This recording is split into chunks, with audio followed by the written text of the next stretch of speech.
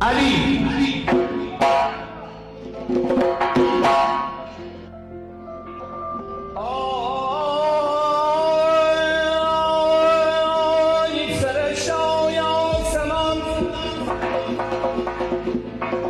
به شهر ما خوش آمدی.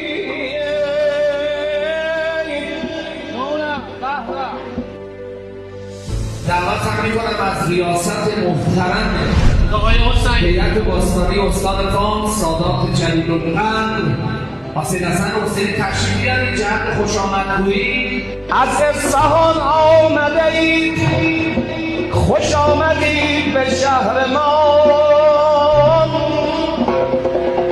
تشریف فرمایی پهلوان پر افتخار ایران بله مهندس خلیلی بزرگوار رئیس محترم هیئت شیراز. آقا ساواش پدیده میلبافی در این سن و سال.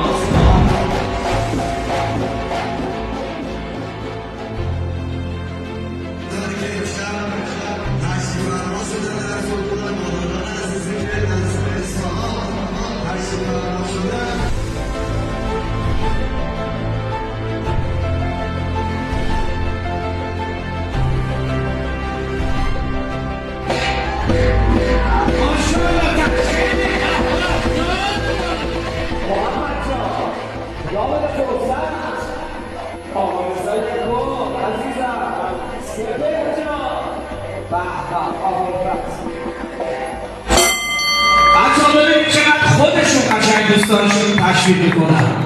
ماشاءالله.